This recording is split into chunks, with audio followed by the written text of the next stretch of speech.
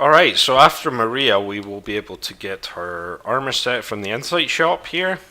It's not very useful itself, but it does have good blood defense and it does look cool. Unfortunately, the other defenses on it aren't too fantastic, so there is that. Now, we're going to go back to the clock tower. We're basically heading to the Fishing Hamlet,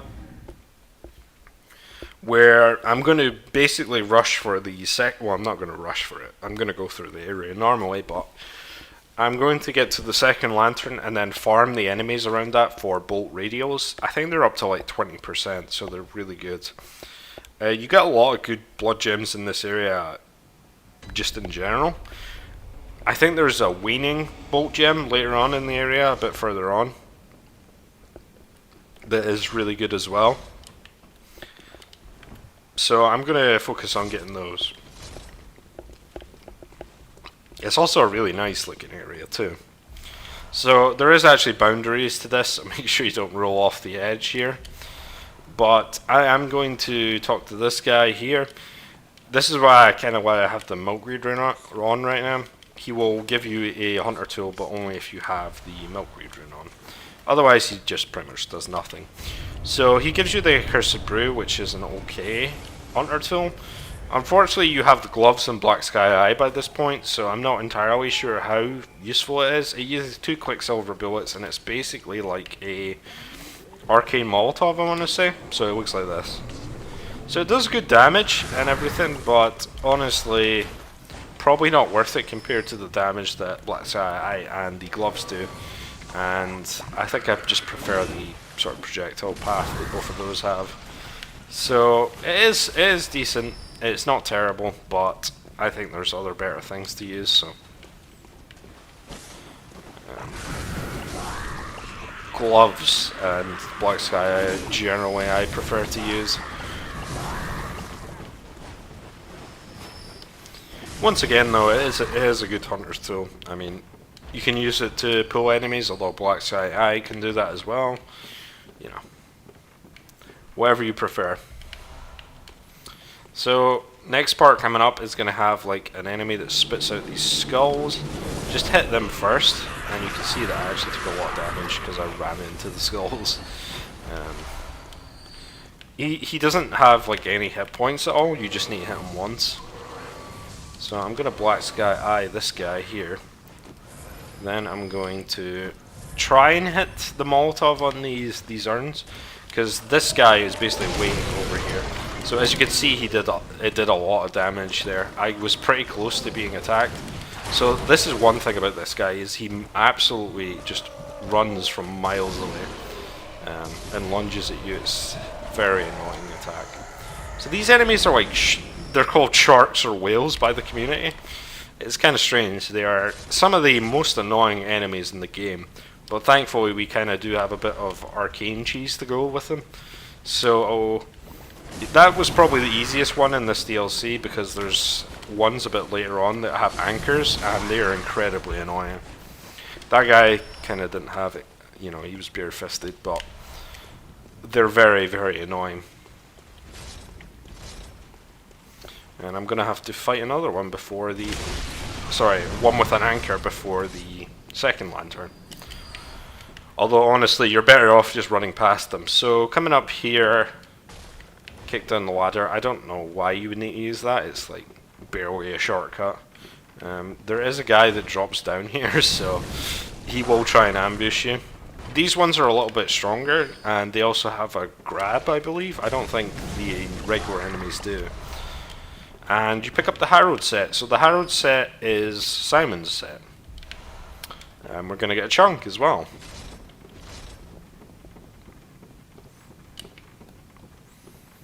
Okay, so we're going to head down to where I left that drop here. This drop here. Oh, I still got hit by that. Alright. Ow! The fuck? Man, they just toss those from miles away.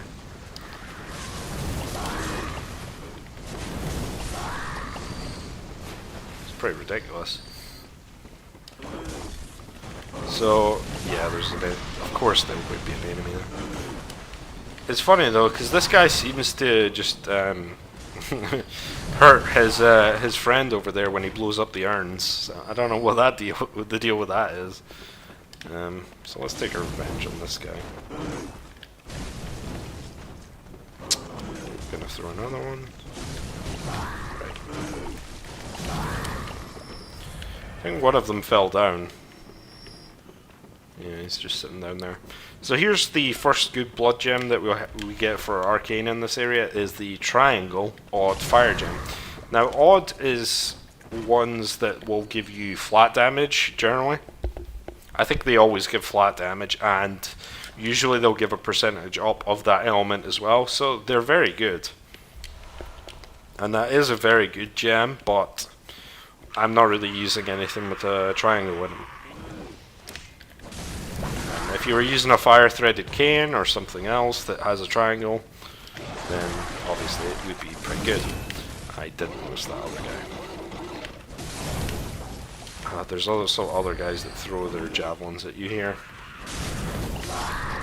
I hate these dogs. Come on. They have more HP than the regular enemies here too. Okay, this area coming up is really annoying. There's going to be these guys. That guy's going to hit me with a javelin because of course. And I'm just going to try and run past them to the drops. Obviously there is these skulls that will hit me. So there's a chunk here. And usually there is the shark enemy or whale enemy that will come out against you here. You can see he's coming out now. Oh, no, I got hit. That's fine. I'm just going to run away. He's not worth dealing with, especially when you've got that thing firing at you as well. I thought it looked like a blood vial there and it just didn't do anything. So he's going to kind of just sit here probably. He can get through the door, but he's just going to sit there. So I'm going to try and see if his aggro range is reset if I go out here. So there's a King Cold Blood here. This is a shortcut that we'll unlock later. And it looks like he's running away now. Okay, so I kind of just want... Yeah, it looks like he's going down there. So here's Simon. Unfortunately, that's the end of his quest as well. And he is going to give you a key and his weapon, the bow blade. So the key is going to unlock that last cell in the Hunter's Nightmare, which I'm going to go to now. The reason I'm going to go to it now is because the guy will invade you. The enemy there, his name's Brador. He invades you multiple times through the Fishing Hamlet, and generally you don't want to... He's rather annoying because he uses stuff like lead elixir, and he uses a really annoying weapon to fight as well. So undead corpse pile, or underground corpse pile. So I'm going to do this first, and if you do this first, then basically instead of Brador being there, it will just be... instead of Brador invading you through Fishing Hamlet, it will just be his drop that he'll drop on the ground from after you kill him. His invasion, so to speak. So you'll see what I mean. He will invade us here, I think. So I'll probably spam some gloves at him. So yeah, you can see he's going to invade us here.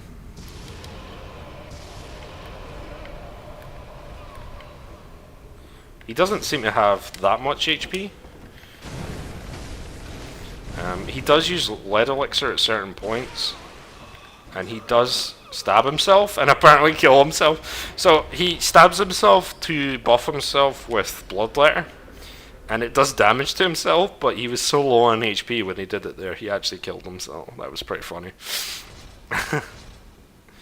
He'll drop pieces of his armor set every time you invade him, but you can find him actually in here. I don't think that he does anything except sit there until you actually kill him. So, there you go.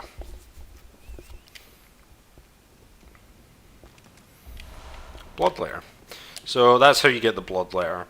It's a strength blood tinge weapon, which is a very strange combination. I think it's pretty much the only one in the game, really, because blood tinge generally tended more towards skill. Blood tinge was very good with, skill supplement if you were going to do it at all. You can go pure blood tinge as well, of course, but. So what we're going to do is we're going to head back to the Fishing Hamlet, and I'm going to kind of show you the area in which we're going to farm. I'm not going to show you the farming because it might take a while for me to get those bolt radios. It might not, of course. Lighthouse hut.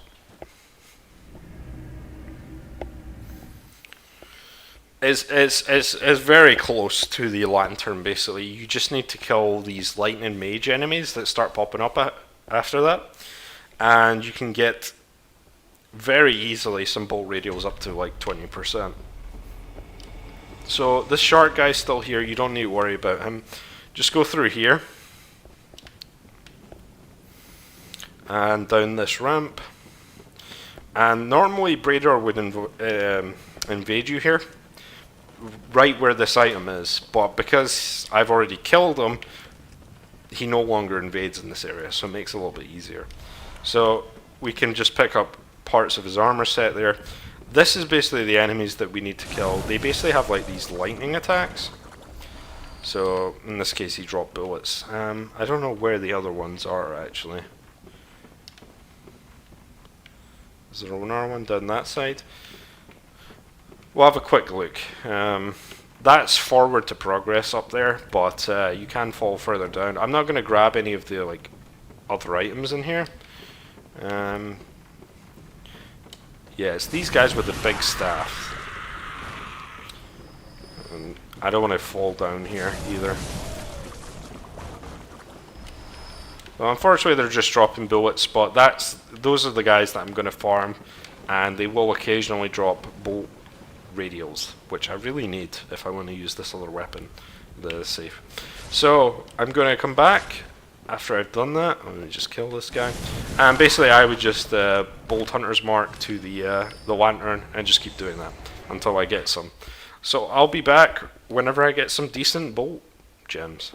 Alright, so back at the Fishing Hamlet, I managed to find 2 radios with, I think this is the highest they actually go, in about 10 minutes of farming those guys. So really I think they drop them pretty often in general, so it's really not a big deal to farm them. I also got a triangle bolt gem, but unfortunately I did not get a waning one.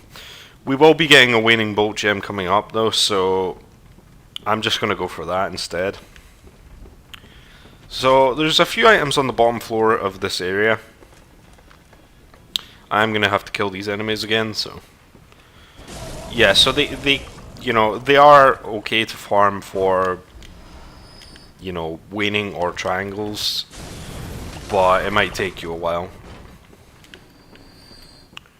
So the weapon is doing 310 at +6 now. Unfortunately all these enemies tend to be resistant to bolt, so I can't really show it off too well here.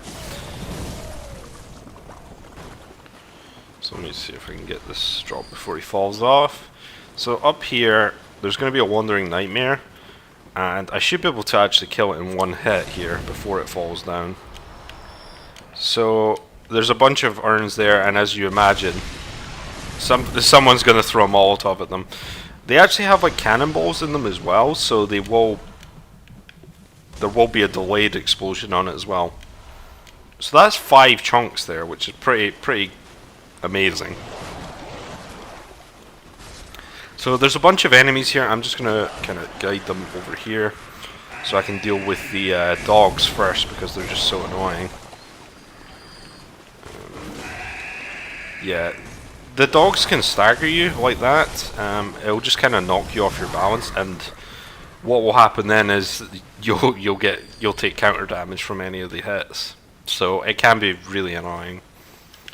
Oh, there's the other one. Or there's another enemy. Brador will also invade you down here. I'll just gonna grab the items and then come back for the enemies. So over here, this is where Brador will invade you again and drop another piece of his gear. And there is an item up here as well. This entire lower section is kind of optional because the way you progress is actually further up here. And there is another item around here, which is a physical gem. And there should be another 2 chunks in here, so you get a lot of chunks in this area. I kind of just ran into that grab, I'll be honest. That, you know, I don't think I stopped it early, but that did a lot of damage. So, the boss of this area is generally considered to be the hardest in the game, which is why we're probably not going to do it immediately. And the other thing about them is the boss is also a bit more annoying to take on as an arcane build, because one of the key strategies for them is to either parry or backstab. So generally less effectiveness on a arcane build, unfortunately. Gonna lure them in here. Yeah, just be careful with these enemies, because there is a bunch of them when you first come in here. Oh, I missed one.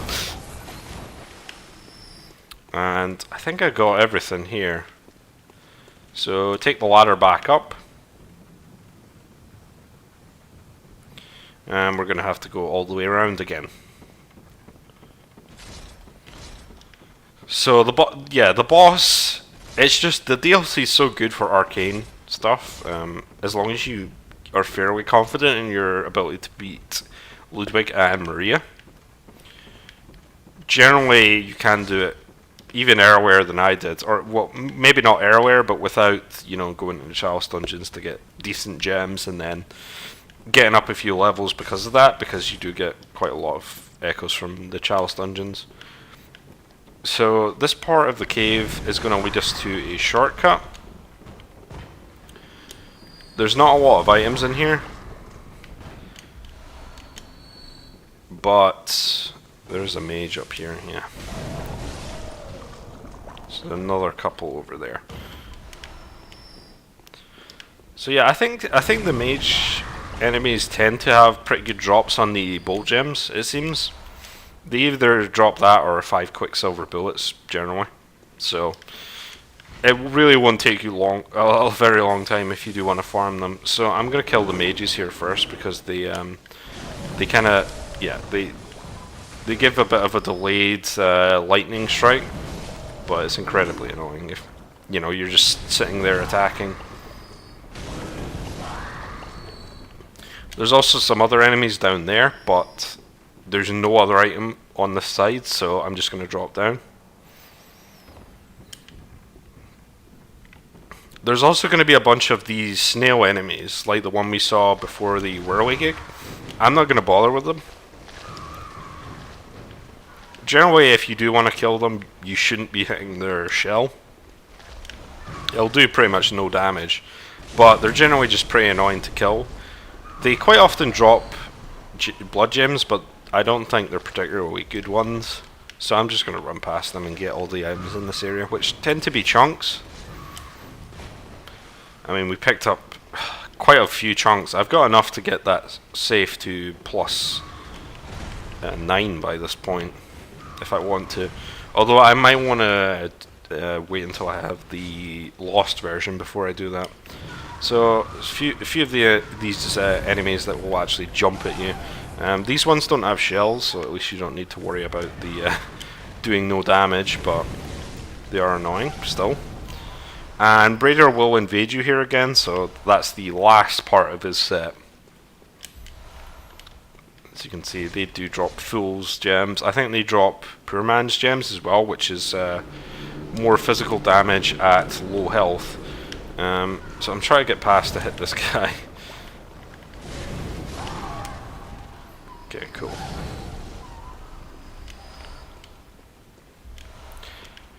The annoying part about there is if Brador is invading you, then that guy with the skulls is also there. So down to this part of the area. So we're actually going to get another shortcut back to the lantern here. First of all, there is a gemstone here, a pretty good one. It's a kin hunter gem, but unfortunately the boss here doesn't count as kin, but it's almost 27%. You will do less damage to beasts, but it's not bad at all. So this is the way to the boss room, but there is still a little bit of the area to go. So we're going to leave that for now, and we're going to hit the elevator here. We do need to take this up because there is a door to open, and unfortunately we're going to have to run into winter lantern enemies. That's why I have this gear on. Basically this is giving me pretty decent frenzy resistance, and I do have sedatives on my bar now. Now I'm hoping I can kill them just with gloves. Black Sky Eye could also be a possibility, but I think like as soon as you hit them, basically your frenzy meter will still be going up. So I think spamming gloves is probably better from a range. These guys do drop very good physical gems, so I might want to farm these guys for the boss, just because a physical setup is probably going to be better. So I'm going to wait for this guy to go and pass, and then I'm going to attack him. There's two of them, so, but the other one's further down the corridor, so let me see how much damage this is doing. So 3 gloves generally does it, and I mean I could take sedatives here, but I'll just take. Oh, I didn't even need to. The frenzy stopped going up. So let me see if this is any good. So they drop these things, these droplet gems, and as you can see, the physical attack percent on them is really pretty high, and that's a pretty good one just to, you know, if I think they can drop kind of a variety of gems, but you know, that is one of them there. But if I go ahead and get like 3 of those, then I'm going to be doing more damage to the boss with the visceral attack strategy than I would with my fire weapons. Unfortunately, the boss of this area is pretty resistant to all types of elemental damage. I think he is the weakest to fire, but even then it's not fantastic in terms of damage.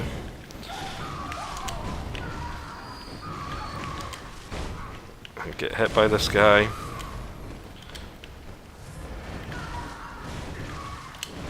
Man, these guys are annoying. Oh, I thought that one was still alive. Okay. There's another mage around the corner that can be pretty annoying, so another bolt gem. Unfortunately, these ones seem to be tier 5, which are probably about 19%, so already worse than the ones I have. So,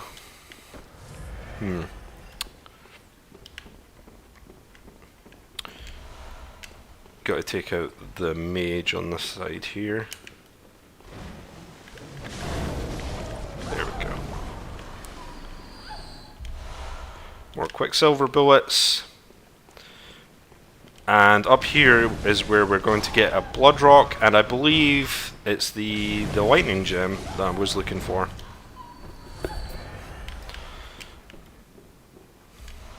Yep, so odd bolt, damp fire gem, and a blood rock. The only one in the DLC, so incredibly useful to have, obviously. So this is a pretty decent waning blood gem for the safe that I got. I think it will actually be doing more damage than my my saw spear, or maybe slightly less, even though it's at +6. So those are 3 very good gems you can get. Just farm the mage guys for decent radials, and you can get a really good bolt weapon as soon as you get to this area. Now we're going to be trying to kill this other winter lantern if I can actually target it. I kind of messed that up, but thankfully he is kind of dumb, and he just tried to do the grab repeatedly. Looks like they can also do the sorry, they can also drop bullets. So tempering, King Cold Blood. So I'm wondering if I can actually cheese this guy here.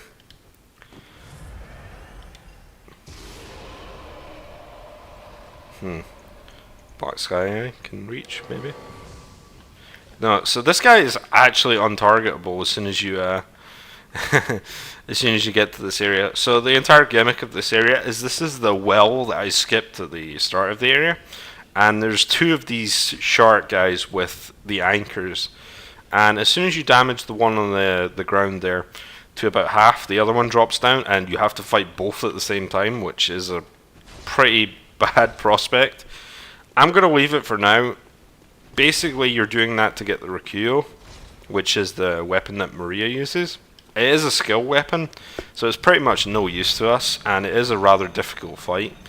So I don't want to mess up, like, you know, I do have like 70,000 echoes on me right now as well. So I'm just going to go back to the Hunter's Dream. But we pretty much cleared out the entire area there, and we do have a Blood Rock in case we do want to take anything at +10, but like I said, we might want to go into the lost versions of weapons.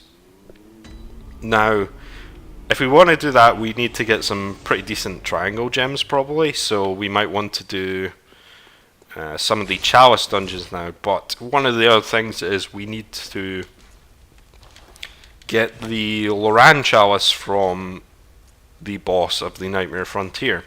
So let me see how much damage this is doing. So I'm doing about, maybe slightly, okay, about 35 more damage. And 345, so it is slightly less, but that's pretty good for this stage. I mean, I didn't really need to do any farming or that. I just killed those mage guys for about 10 minutes, which, you know, isn't much, obviously. Able to get Arcane to 58. So I am going to be ridiculously over leveled for some of the main areas, but that's part of the fun of Arcane, I think.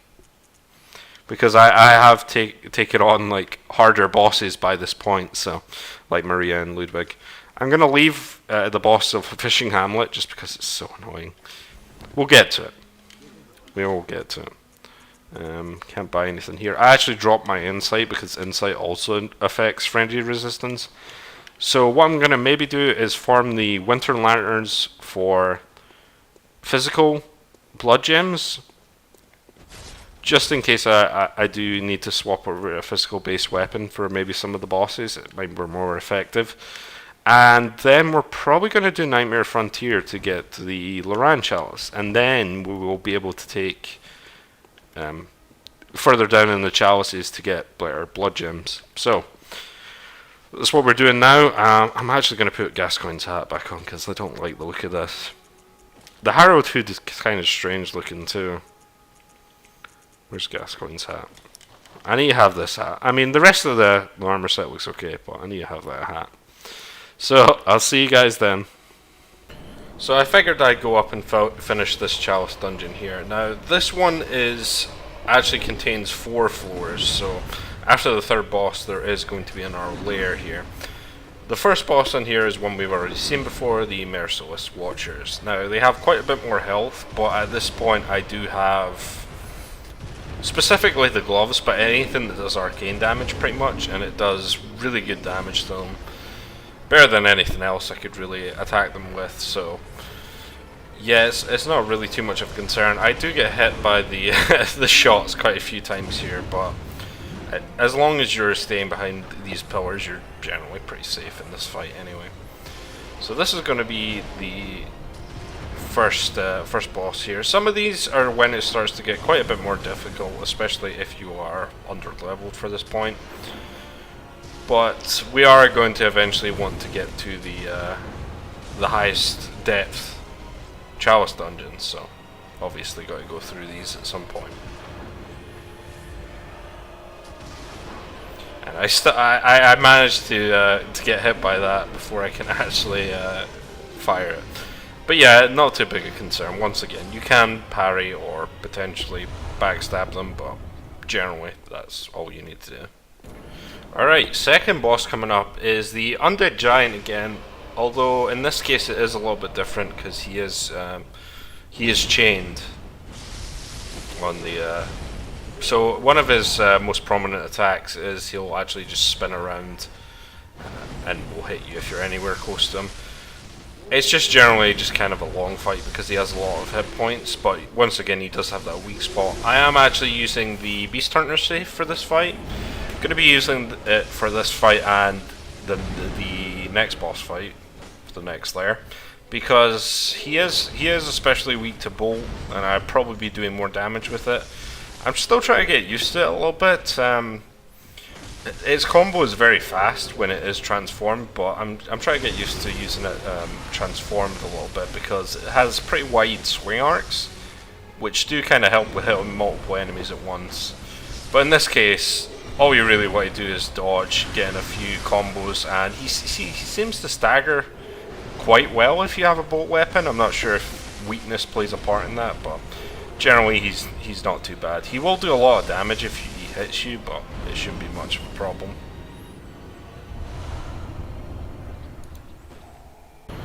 Alright, so next boss is actually a story boss that we haven't even done yet, which I do find pretty funny how you can encounter him before you see him in the main game. This is Rom. He's pretty weak to bolt as well, so once again I am using the safe. The issue with him is really not so much Rom itself, but the fact all these spiders will just do quite a bit of damage. But generally in this fight I think it's better to just ignore the spiders. As you can see, I am doing a lot of damage to him. He is very weak to bolt. Now when he does teleport for the second time, I think he starts getting these spells, and unfortunately quite a lot of the time is when you're actually going to attack, and they do a lot of damage, and usually one of the small spiders can finish you off. So really he's not too difficult if you do have a bolt weapon. I imagine it'd be quite a bit more difficult if you do have a physical setup, but yeah, not that bad, although the room can kind of make it a bit more difficult for actually navigating there. Alright, last layer here. So this is the Bloodletting Beast. Probably the most difficult boss here. He is pretty tricky the first time you encounter him if you don't know his moveset. He does this attack when you go in the door, and I'm not really sure of a good way to dodge because he seems to only do it when you get close to him. So I'm back to using the fire weapon here because he is a beast and fire damage is good as well. So generally you want to stick towards his left leg, I've found. So he generally doesn't have much attack variety if you do, and you can quite often just roll into him to get some hit combos off. Now he does have quite a lot of HP, but if you are using the serrated fire weapon, he should go down pretty fast. But mostly he just has slams that go down, or these swipes, and you can quite easily roll into either the second hit, or if he slams down then just roll past them again. The one thing you need to watch is this punch here. You have to roll late because he does wind it up, and that's probably his most annoying move. It does a lot of damage. I've actually found it easier to dodge if you're closer to him than further away, because the delay kind of makes it harder to dodge. But yeah, he's not too bad actually if you just stick towards his leg. He does a lot of combos past you and gives you quite a lot of time to hit him in the leg. So, and he seems to stagger pretty quickly. So yeah. So that's pretty much it for this dungeon here. Like I said, we won't be able to reach the next dungeon until we kill the boss of Nightmare Frontier, because it will require some Chalice ingredients that we do not have. I'm just going to go show that now, and we'll need to get that from a separate Chalice dungeon. So the Cursed and Defiled Chalice that we picked up, yeah, unfortunately we can't make it because we don't have any Bastard of Lorens. So we'll be getting those.